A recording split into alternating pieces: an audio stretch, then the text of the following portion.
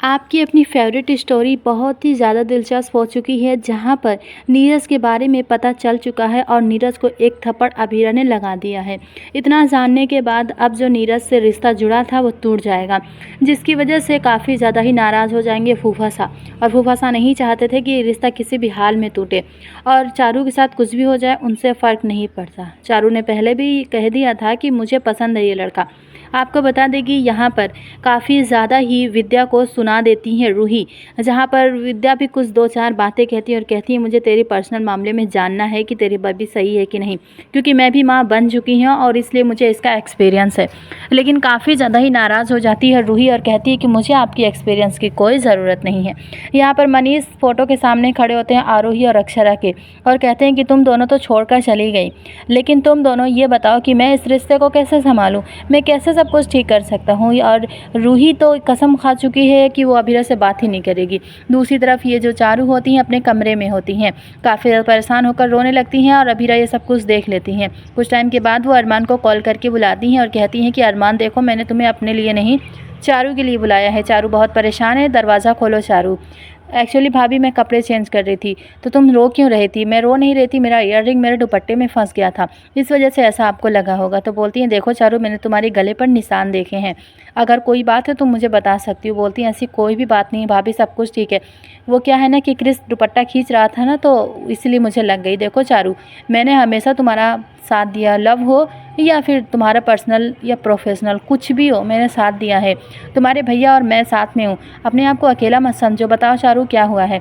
चारू बहुत परेशान और गुमसुम सी हो जाती है, उसे कुछ भी पता नहीं होता, वो झूठ बोलकर निकल जाती है। यहाँ पर बोलती हैं कि रेड पड़ने वाली है क्योंकि इनकम टैक्स वाले आने वाले हैं, क्योंकि यहाँ पर जो मनीषा होती हैं वो हंसने लगती हैं और बोलते हैं कि क्या बात की आपने, ऐसा कुछ होने वाला है? और क्योंकि ये जो फूफा सा होते हैं वो बोलते हैं कि डेस्टिनेशन वेडिंग होगी, बहुत ज़्यादा खर्च किया जाएगा वहाँ पर। इन्होंने ये भी अपना लिया है कि लड़के वालों का खर्च भी हमें उठाएंगे। दादी साहब के मना करने के बाद भी नहीं मानते। यहाँ पर चारू को रोते हुए वापस से देख लेते हैं अभीरा, अरमान गले से लगा लेते हैं और बोलते हैं अगर आपने कुछ भी किसी को बताया ना भैया और भाभी, तो मैं घर छोड़कर चली जाऊँगी। तो बोलो कौन है वो लड़का जिसने आपके साथ ऐसा किया? मेरी बहन के साथ किसने इतना गलत किया? तो बोलते हैं कि भैया अगर मैंने बता दिया ना तो ये रिश्ता टूट जाएगा, नानी सा का सर नीचे हो जाएगा, मेरे पापा का सर नीचे हो जाएगा। मैं नहीं चाहती हूँ कि मेरी वजह से कोई भी इतना सवाल करे, दुनिया वाले इतने सवाल पूछे। ये सब को तू छोड़ दे चारू, जो कुछ भी हुआ तो मुझे बता, जो कुछ भी है ना हम उसको सॉल्व करेंगे। तुझे इस तरह से फालतू की बातों को सोचने का टाइम नहीं है, ऐसे फालतू बातें नहीं सोचना है तुझे, तेरे ज़िंदगी का सवाल है। तो नहीं भैया, अगर आपने किसी को बता दिया ना तो मैं घर छोड़कर चली जाऊँगी। यहाँ पर अभीरा काफ़ी परेशान होकर रोने लगती है और कहती हैं कि चारू तुझे परेशान होने की ज़रूरत नहीं, हम हैं ना तेरे साथ। लेकिन आपको बता दें कि चारू सच नहीं बताती। कुछ टाइम के बाद लड़के वाले आ जाते हैं।